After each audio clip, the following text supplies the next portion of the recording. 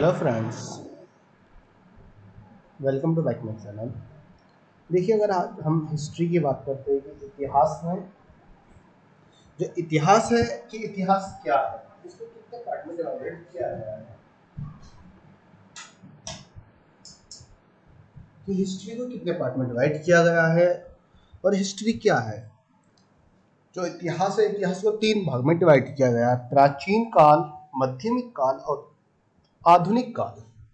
जिसे हम कहते हैं प्राचीन को इंसिडेंट हिस्ट्री कहते हैं, माध्यमिक काल को मिडाइवल हिस्ट्री कहते हैं और आधुनिक काल को मॉडर्न हिस्ट्री कहते हैं।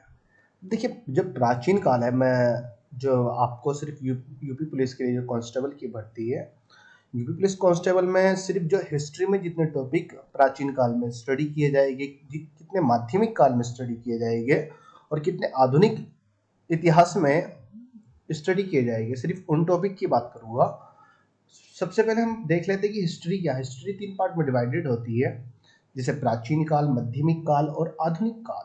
प्राचीन काल को इंग्लिश में इंसिडेंट हिस्ट्री कहते हैं, माध्यमिक काल को मिडाइवल हिस्ट्री कहते हैं और आधुनिक काल को मॉडर्न हिस्ट्री कहते हैं, मॉडर्न हिस्ट्री। उसके बाद हम बात करते हैं कि प्राचीन काल में जो प्राचीन काल होता है कि प्राचीन काल किन किन साधनों पे दिया गया। जो इंसिडेंट हिस्ट्री थी, इंसिडेंट हिस्ट्री में क्या क्या साधन दिए गए। साधन मतलब कौन कौन से टॉपिक दिए गए कि जो प्राचीन काल था उसमें किस किस चीज के हम स्टडी करते हैं। प्राचीन भारतीय इतिहास की जानकारी के साधन: पाषाण युग। अब देखिए, जो पाषाण युग था इसको स्टोन एज भी कहा जाता है। पाषाण युग में पाषाण का यूज किया जाता था। जिस युग में जिस चीज का यूज किया गया, मानव ने जिस चीज का इस्तेमाल किया, उसे उस युग के नाम से जाना जाता है। पाषाण युग में पत्थरों का ज्यादा यूज किया जाता था, इसलिए उसको पाषाण युग कहते थे। लेकिन पाषाण युग जो है ना, ये भी कि तीन भाग में डिवाइडेड होता है कि पाषाण युग, मध्य पाषाण युग, नीव पाषाण युग और पूर्व पाषाण युग। पूर्व पाषाण युग, मध्य पाषाण युग, नीव पाषाण युग। जो पूर्व पाषाण युग होता है वो भी तीन भाग में डिवाइडेड होता है कि क्योंकि जो एक पाषाण युग था कि मतलब ऐसा नहीं कि एक साल दो साल, ये 10,000 साल, 5 लाख साल, 1 लाख साल, 1.5 लाख साल का एक एक युग चला है। फिर उसके बाद आया ताम्र पाषाण युग। ताम्र पाषाण युग में मानव ने सबसे ज्यादा तांबे का इस्तेमाल किया, इसलिए उसका नाम ताम्र पाषाण युग पड़ा। फिर कांसा युग और सिंधु घाटी सभ्यता। फिर उसके बाद कांसा का इस्तेमाल किया। तांबे के बाद कांसे का इस्तेमाल किया। कांसा और तांबे से मिलाकर एक सॉरी जस्ता जस्ता और तांबे से मिला के कांसे का निर्माण किया गया। कांसे से वो हथियार बनाते थे, कांसे के हथियार बनाते थे। उसके बाद कांसा युग चला, जब मानव ने कांसे का इस्तेमाल किया। यह सिंधु घाटी की सभ्यता, ये सिंधु घाटी की सभ्यता में पाया गया जब कांसे का इस्तेमाल किया गया। अब देखिए, जो सिंधु घाटी की सभ्यता है वो आगे थी कांसे के बाद। देखिए, सिंधु घाटी की जो सभ्यता है वो 1600 ईसा पूर्व से 600 ईसा पूर्व तक चली। मतलब पूर्व का मतलब होता है ईसा से आने से पहले 1600 साल पहले सिंधु घाटी की सभ्यता चालू हुई। वो 600 ईसा पूर्व तक चली। एसी और बीडी बिफोर क्राइस्ट होता है, एडी आफ्टर आफ्टर ईसा पूर्व। उत्तर वैदिक काल। अब देखिए, जो वैदिक काल, अब उसके बाद वैदिक काल की स्टडी करते हैं जिसमें हम वेदों की स्टडी करते हैं। चतुर्वेद, त्रिवेद, द्वितीय वेद, जो वेद होते हैं ना, वेदों की स्टडी करते हैं प्राचीन काल में। फिर उसके बाद वैदिक साहित्य आता है। वैदिक साहित्य में हम धर्म की स्टडी करते हैं, जिसमें हमें बौद्ध धर्म, जैन धर्म देखने को मिलता है और धर्म की स्टडी की जाती है जहाँ वैदिक साहित्य होता है। अब देखिए, जो सिंधु घाटी की सभ्यता थी, जो वैदिक काल था, वैदिक काल को उत्तर वैदिक काल हुआ, लेकिन इसको दो भाग में डिवाइडेड किया गया: पूर्व वैदिक काल और उत्तर वैदिक काल। जो पूर्व वैदिक काल था, जो वैदिक काल था, उसे दो भाग में डिवाइडेड किया गया: पूर्व वैदिक काल, उत्तर वैदिक काल। जो सिंधु घाटी की सभ्यता थी ये 1500 ईसा पूर्व से 600 ईसा पूर्व थी। तो पूर्व वैदिक काल 1500 ईसा पूर्व से 1000 ईसा पूर्व तक चला। अब जो उत्तर वैदिक काल आया, पूर्व वैदिक काल के बाद उत्तर वैदिक काल आया। उत्तर वैदिक काल आफ्टर 1000 ईयर, 1000 से 600 ईयर तक उत्तर वैदिक काल चला। उसमें अलग अलग चीजों का मानव ने यूज किया, अलग अलग चीजों का, वो किस चीज का यूज किया, हाँ हिस्ट्री हम डिटेल में अभी बाद में पढ़ेंगे, सिर्फ वैसे ही बता देता हूँ। प्राचीन काल में हमें किस चीज की स्टडी करनी है, माध्यमिक काल में और आधुनिक काल में हमें किस चीज की स्टडी करनी है। ओके, तो प्राचीन काल के बाद आते हैं मध्यमिक काल। अब देखिए जो मध्यमिक काल आया, जो मेडावल हिस्ट्री थी, मेडावल हिस्ट्री में पश्चिम से मुस्लिम आक्रमणों में तेजी। अब देखिए जो भारत का, क्योंकि हम भारत का इतिहास पढ़ रहे हैं ना, तो पश्चिम से जो मुस्लिम आक्रमण थे उनमें तेजी बढ़ गई, भारत के ऊपर उन्होंने आक्रमण करना स्टार्ट कर दिया। ये 606 से स्टार्ट हो चुका था, 601 606 से ये पश्चिमी मुस्लिम आक्रमण, जिसमें अरब और तुर्कियों ने आक्रमण करना स्टार्ट कर दिया। और आक्रमण क्यों किया? क्योंकि वो आते थे, क्योंकि भारत एक सोने की चिड़िया देश कहलाता था, तो उन्होंने आक्रमण में तेजी हुई। पहले तुर्क और अरबों ने आक्रमण करना, 606 ईस्वी में आए और आक्रमण करे, फिर चले गए, लूटपाट की और चले गए। फिर उसके बाद फिर आते थे, फिर चले जाते। लेकिन 1206 में दिल्ली सल्तनत की स्थापना हो गई, जिसमें एक राजा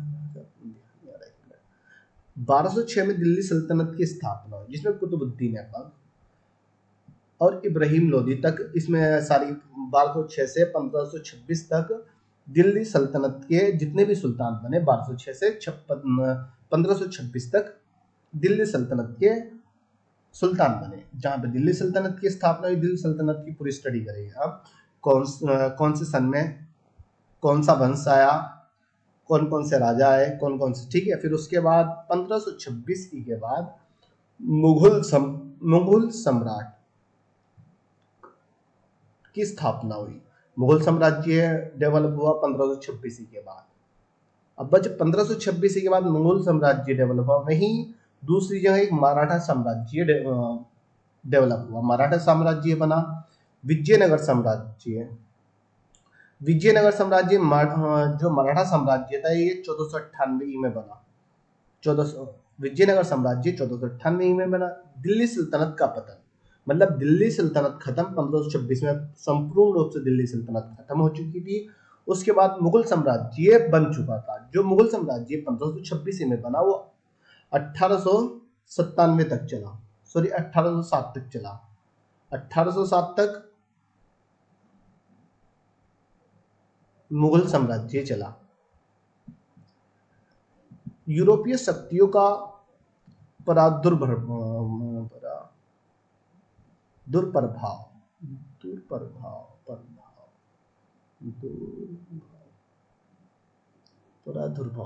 यूरोपीय शक्तियों का आक्रमण। देखिए यूरोपीय शक्तियां भी भारत में आई, क्योंकि वहां पर गरम मसाले वगैरह, जो कहते हैं कि शुरू में ईस्ट कंपनी की स्थापना हुई, लेकिन पुर्तगाल आया। जो पुर्तगाली आए, पुर्तगाली सबसे पहले जो भारत की खोज की वास्को डी गामा ने की। वास्को डी गामा समुद्र के रास्ते से उसने भारत की खोज की।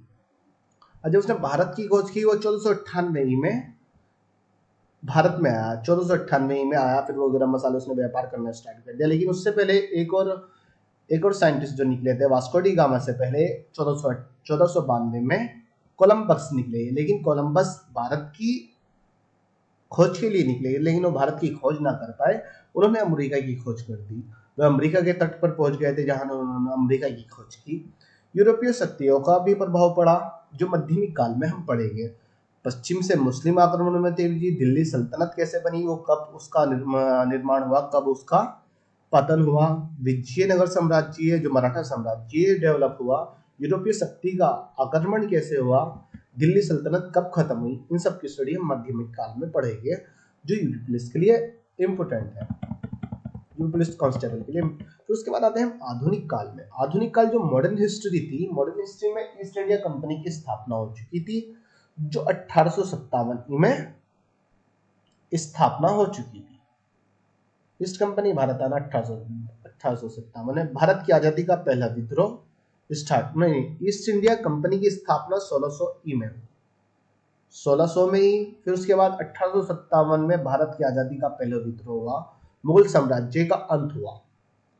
देखिए जहाँ मुगल साम्राज्य जो था, मुगल साम्राज्य 1526 से स्टार्ट हुआ, 1807 में खत्म हुआ। 1807 में खत्म नहीं हुआ, लेकिन बहादुर शाह जफर लास्ट को थे मुगल साम्राज्य के।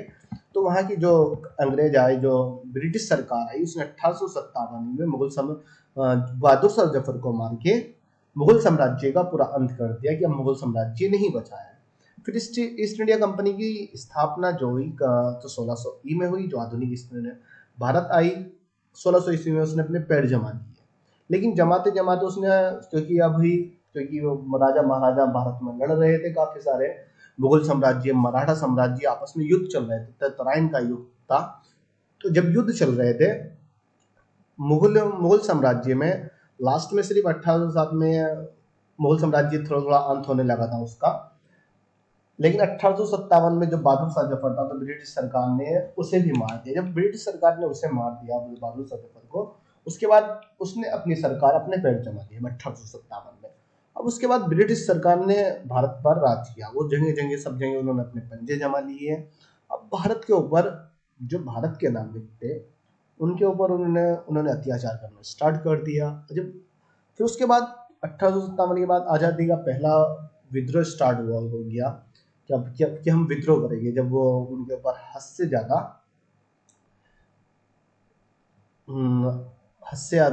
अत्याचार किया गया, तो फिर उन्होंने विद्रोह करना स्टार्ट कर दिया कि अगर तुम ऐसा करोगे, तो ब्रिटिश सरकार को, जो भगत सिंह थे और चंद्रशेखर आज़ाद थे और बहुत सारे क्रांतिकारी थे।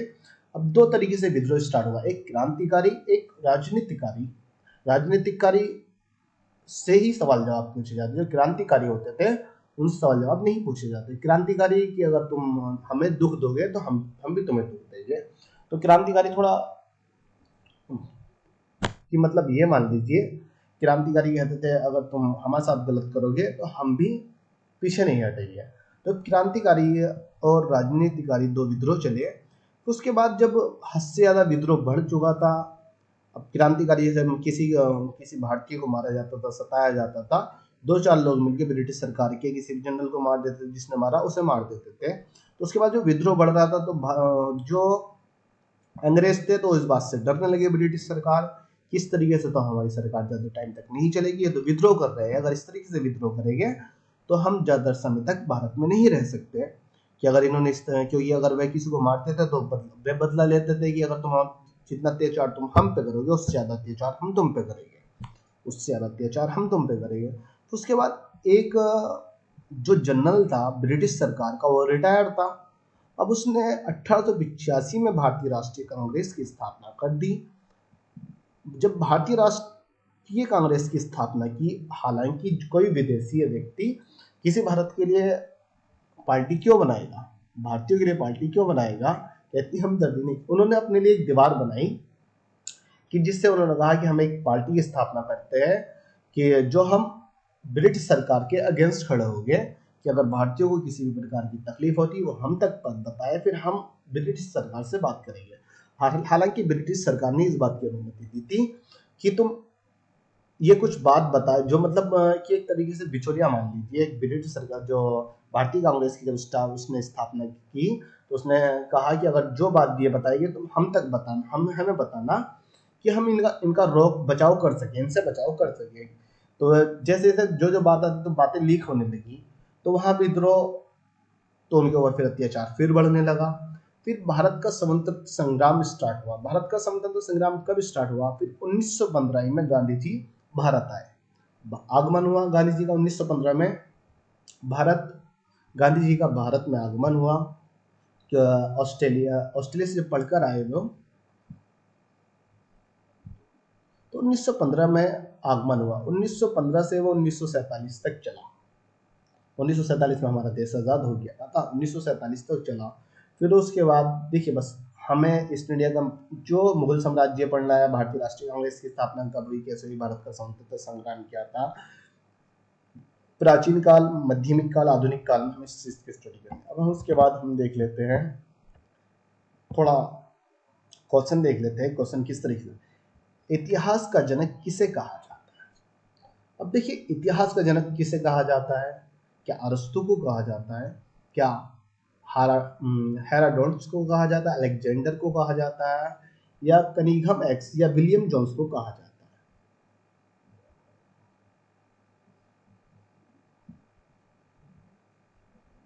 देखिए जो हेराडोट्स थे, हेराडोट ही इतिहास के जनक थे, जो एक यूनानी थे। सबसे पहले इन्होंने यूनान का इतिहास लिखा, जो हिस्टोरिकल कहा जाता है ना। हिस्टोरी का बुक लिखी इन्होंने, एक बुक थी हिस्टोरी का बुक। हिस्टोरी का बुक में उन्होंने यूनान का पूरा इतिहास लिखा। उन्हें इतिहास का जनक कहा जाता है, या फादर ऑफ हिस्ट्री कैसे कहा जाता है, फादर ऑफ हिस्ट्री हेराडोट्स को कहा जाता है, जो एक यूनानी थे। और उन्होंने एक बुक लिखी जिसका नाम हिस्टोरी का था। अब देखिए अरस्तु क्या थे, अरस्तु एक फिलोसोफर थे, ना कि एक हिस्टोरिकल थे, एक फिलोसोफर थे। अलेक्जेंडर का अलेक्जेंडर कनिघम। अब अलेक्जेंडर कनिघम कौन थे? अलेक्जेंडर कनिघम भारतीय पुरातत्व विभाग के जनक थे। जो भारतीय पुरातत्व थे, अलेक्जेंडर ने उन्हें जस्टिफाई किया था, पुरातत्व जो थे उनको जस्टिफाई किया था। फिर उसके बाद आता है, देखिए हाँ, प्राचीन काल, मध्यमिक काल, आधुनिक काल। जो हिस्ट्री है वो 3 भागों में बटी हुई। इतिहास कितने भागों में बटा हुआ है? 3 भाग। इसमें यहाँ पे क्वेश्चन पूछा उसने, इतिहास का विभाजन कितने भागों में किया गया है? इतिहास का विभाजन कितने भागों में किया गया? 8 भाग, 5 भाग, 4 भाग में, 3 भाग। प्राचीन काल, मध्यमिक काल, आधुनिक काल, या ancient history, medieval history, modern history. अब देखिए इतिहास को प्रागैतिक इतिहास भी कहते हैं, आधुनिक ऐतिहासिक काल भी कहते हैं, और आधुनिक ऐतिहासिक काल, ऐतिहासिक काल भी कहते हैं, ऐतिहासिक काल भी कहते हैं। अब देखिए इतिहास, अगर हम प्रागैतिक ऐतिहासिक काल की बात करें, pre historical age, pre historical age होती है, प्रोटो हिस्टोरिकल एज होती है, फिर हिस्टोरिकल आता है, हिस्टोरिकल आता है। अब देखिए प्रागैतिक ऐतिहासिक काल जो था, एक स्टोन एज थी, जहां पर स्टोन का यूज किया जाता था। स्टोन का एक तरीके से मान लीजिए एक बच्चा है, जहां पर उसे वो चीजें इशारों से कर रहा है, जो चीज उसे मिली, उसे पानी किसी ने दिया तो पी लिया, नहीं है तो वो इशारों से चीजें मांग रहा है। प्रागैतिक काल जो था, एक जो चीजों को नहीं जानता था, एक ये पाषाण काल था। एक तरीके से पाषाण काल में सिर्फ पत्थर यूज किया जाता था, जो पड़े हुए पत्थर मिले थे सिर्फ उन्हीं का इस्तेमाल करते थे, उनसे ज्यादा कुछ अलग क्रिएटिविटी नहीं की थी। फिर उसके बाद अद्यतिक आधे ऐतिहासिक काल आया, जिसे प्रोटो हिस्टोरिकल एज कहा जाता था। प्रोटो हिस्टोरिकल एज कहा जाता था। इसमें लिखित जानकारी मिली लेकिन पढ़ नहीं पाए। इसमें इस तरीके से मान लीजिए बच्चे की एज हुई जब बहुत छोटा था, 2 मंथ, 3 मंथ, 4 मंथ या 5-6 मंथ का, जो चीजें मिल रही थी सिर्फ उन्हीं का वो यूज कर रहा था, नहीं मिल रही तो रो रहा था और कुछ नहीं कर रहा था। जब उसकी उम्र 3 साल 4 साल हुई, 2 साल 3 साल हुई, जब वो स्कूल में गया तो उसे चीजें समझ नहीं आ रही थी, सिर्फ वो अपने तरीके से लिख रहा था। जैसे कि उसे स्लेट दे दीजिए, वो कुछ का कुछ लिख रहा है, कुछ भी लिख रहा है। से वो अपने तरीके से बना रहा है, ए वो अपने तरीके से बना रहा है, बी अपने तरीके से बना रहा है, सी कुछ भी वर्ड उसे दे दीजिए, वो अपने तरीके से बना रहा है, जो उसे की समझ में आ रहा है। तो लिखित जानकारी के प्रमाण मिले अधोऐतिहासिक काल में, लेकिन पढ़े नहीं गए, वास्तविक भी समझे नहीं गए, क्योंकि इसमें सिर्फ एक चित्र मिले हैं कि लिखित प्रमाण तो मिले लेकिन पढ़ नहीं पाए, क्योंकि वो उस टाइम पे लोग लिखना, लेकिन कैसे लिखना था ये नहीं जानते थे, बस लिखना जानते थे। उन्होंने चीजें जितनी समझ में जैसे आई उन्होंने उस तरीके से लिख दी। फिर उसके बाद आया ऐतिहासिक काल। जो ऐतिहासिक काल आया, हिस्टोरिकल एज, इसमें चीजें लिखित रूप में मिली। ये मान लीजिए जब बच्चा मैच्योर हो गया और वो सारी चीजें समझ रहा है, सारी चीजें वो समझ के पढ़ रहा है, समझ के लिख रहा है, और वो चीजों को बता सकता है, समझा सकता है, तो ऐतिहासिक काल आया। जो हिस्टोरिकल एज थी, वहां पे उसने सारी चीजें जो लिखत में मिली, अब वो लिखत में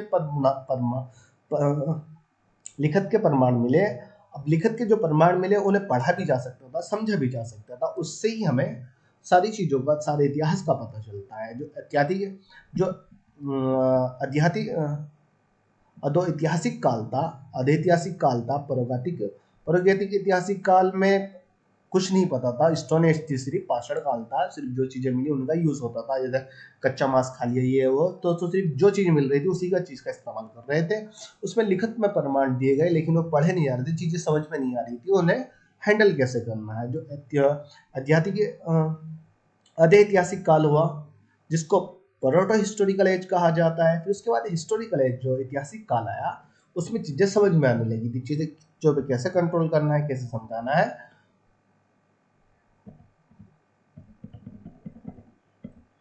हाँ, उसके बाद एक क्वेश्चन देख लीजिए, क्वेश्चन में क्या कहता है। जिस काल की घटनाओं का कोई लिखित प्रमाण नहीं है उसे क्या कहते हैं? जिस काल की घटनाओं का कोई लिखित प्रमाण नहीं है उसे क्या कहते हैं? हाँ, अब देखिए, जो वही काल बोला उसने, जो इतिहास का जो ऐसा कौन सा काल है जिसमें घटनाओं का कोई लिखित प्रमाण नहीं है, मतलब रिटर्न में नहीं है। तो प्रागैतिक प्रागैतिहासिक काल है। प्रागैतिहासिक काल में कोई भी लिखित प्रमाण नहीं मिले थे हमें, कोई भी लिखित प्रमाण नहीं मिले थे, सिर्फ एक किसी भी चीज की एक तरह एविडेंस मिले थे, कुछ लिखित रूप में कुछ भी नहीं मिला था। जिसे हमने बताया कि ये प्राचीन काल था, मानव इस तरीके से सिर्फ एक प्रमाण मिले जो लाखों साल पहले पूछते हैं कि ये प्राचीन काल था, कि कोई पढ़ना लिखना नहीं जानता था, कोई चीजें नहीं जानता था, प्रागैतिक ऐतिहासिक काल था। फिर आदिऐतिहासिक काल की बात करें, आदिऐतिहासिक काल में वो लिखना जानता था लेकिन वो पढ़ना नहीं जानता था। कभी कभी ऐसा होता है ना कि हम किसी चीज लिखते हैं, हम खुद भी नहीं पढ़ पाते, लिख जाते हैं, किसी बहुत गंदी राइटिंग होगी ना, उससे कभी उस चीजें लिखवाना, तो उससे एक दो दिन बाद उसे देना कि लो भाई पढ़ के बताइए अभी से, तो खुद नहीं पढ़ पाना अपना लिखा हुआ भी। तो ऐतिहासिक काल भी होता है, बस चीजों को अपने तरीके से लिखता है। उसे लिखना क्या है, चित्र के द्वारा समझाना, कि सिर्फ जो लिख रहा है उसे ही समझ में आएगा। फिर उसके बाद कोई आधा ही आदमी सिर्फ माइंड लगा सकता है, ये ऐसा हो सकता है, ये ऐसा इमेजिन कर सकते हैं हम। तो वह ऐतिहासिक काल था। फिर उसके बाद ऐतिहासिक काल जो है, वहाँ पे हमें लिखित में जानकारियाँ मिली, लिखित में प्रमाण मिले, क्योंकि उस टाइम पे बौद्ध जी आ गए।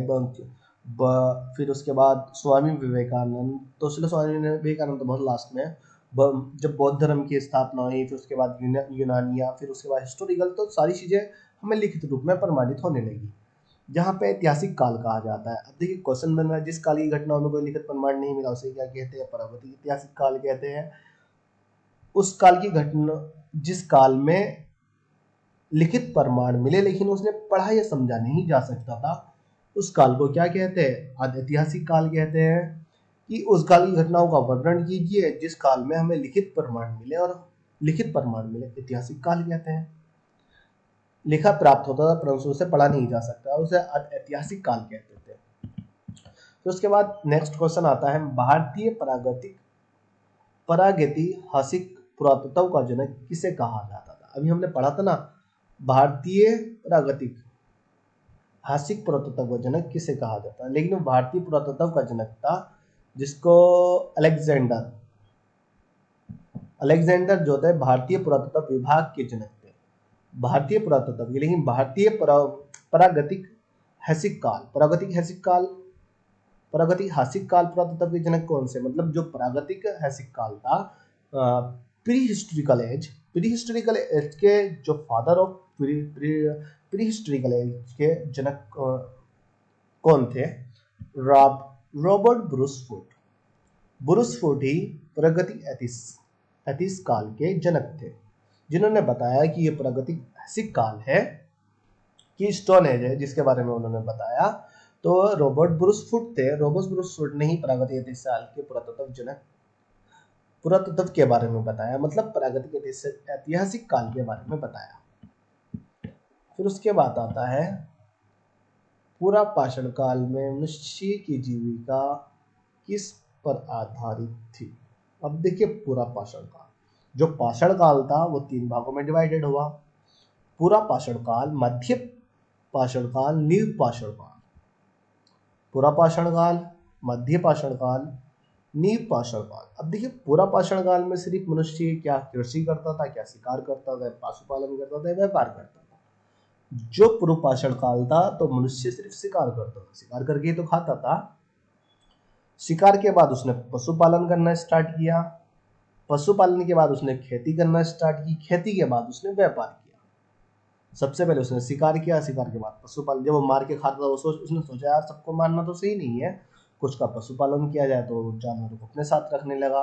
फिर पशुपालन के बाद जो उसे चीजें की जरूरत पड़ती थी, जैसे घास फूस पत्ते फल सब्जी, सभी चीजों की जरूरत पड़ती थी, तो उसने फिर कृषि का कहा कि क्यों ना खेती कर ली जाए। फिर उसके बाद खेती करने के बाद उसने व्यापार करना स्टार्ट किया। और आग की खोज कब की गई? आग की खोज जब पाषाण काल स्टोन एज थी, स्टोन के पाषाण काल को 3 भाग, पूरा पाषाण काल में ही आग की खोज की गई। अब आग की खोज उसने कैसे की? मनुष्य ने आग की उसने जो उसके पास पत्थर के औजार होते थे, स्टोन एज थी, पत्थर के औजार होते थे। और जब पत्थर के औजार होते थे तो वो जानवर को मार रहा था पत्थर से फेंक के, तो पत्थर फेंक के जानवर को मार रहा था वो। तो फिर उसने एक पत्थर मारा तो अचानक से, क्योंकि काफी सारे, एक मनुष्य नहीं था, जब मानव जब वो शिकार करते थे, 2-4 मानव ने जानवर का शिकार करते थे, तो पत्थर फेंक के मार रहा था। तो उसके बाद एक पत्थर से टकराया, जिसकी वजह से चिंगारी लगी और एक पत्ती थी, पत्ती में आग लग गई। जब वो आग लगी तो हवा के जरिए से वो आग बहुत सारी जगहों में फैल गई। वो अचानक से चौंक गए कि ये क्या बवाल है भाई, ये आग कैसे लगी? वो जब आग लगी तो कुछ टाइम बाद वो ऑटोमेटिकली बुझ गई। जब वो बुझी तो वहां पे एक खरगोश, एक जानवर मिला छोटा सा, ज्यादा बड़ा जानवर नहीं था, जो जल चुका था, उसमें बहुत बुरी तरीके से जल चुका था। तो उन्होंने देखा ये क्या चीज है। जैसे उन्होंने वो उसे देखा, तो उसे फिर उसने उनका टेस्ट करा। बोले कि यार कच्चे से इस पके हुए का तो टेस्ट ही अलग है, वही तो बहुत ज्यादा टेस्टी है, ये हद से ज्यादा टेस्टी है। तो उसके बाद लेकिन वो समझ नहीं पा रहा था ये आग लगी कैसे। उसने फिर दोबारा पत्थर फेंक के मारना स्टार्ट किया, तो काफी टाइम तक नहीं जली, लेकिन कुछ टाइम बाद उसे ये अंदाजा हो गया पत्थर के पत्थर टकराने से आग जली है। तो फिर वो उसके बाद जब चीजों को भून के खाने लगा कि यार, क्योंकि उसका टेस्ट उससे बहुत अलग था, कच्चे से पका हुआ भुने हुए का टेस्ट बहुत अलग था। तो ये पूरा पाषाण काल में उसने शिकार किया। शिकार के बाद आया मध्य पाषाण काल। जब मध्य पाषाण काल आया, अभी सिर्फ पाषाण काल ही चल रहा है, अभी स्टोन एज ही चल रही है। अभी जो स्टोन एज थी, अभी मध्यमिक काल नहीं है, सिर्फ पाषाण काल है। पाषाण काल में उसके बाद लघुरम काल आया। लघुरम काल जिसे मध्य पाषाण काल कहा जाता था। अब लघुरम काल क्या था? उसने जो पत्थर, चट्टानों से पत्थर मिलते थे पाषाण काल में, पूरा पाषाण काल में जो पत्थर मिल रहे थे सिर्फ वो उन्हीं का यूज कर रहा था। मध्यमिक काल में छोटे छोटे पत्थरों का यूज कर रहा, बड़े पत्थर से छोटे पत्थर बना रहा था, फिर छोटे पत्थरों से वो औजार बना रहा था। मान लीजिए कोई किसी भी आकार का उसे पत्थर मिला, तो वो उस आकार का छोटे छोटे पत्थर बना ला, उससे औजार बना ला। तो उसके बाद उसने मध्य पाषाण काल में शिकार के बाद उसने पशुपालन करना स्टार्ट कर दिया। ये सबको मानना सही नहीं है, कुछ का पशुपालन भी कर लिया जाए। तो उसके बाद आया नवपाषाण काल।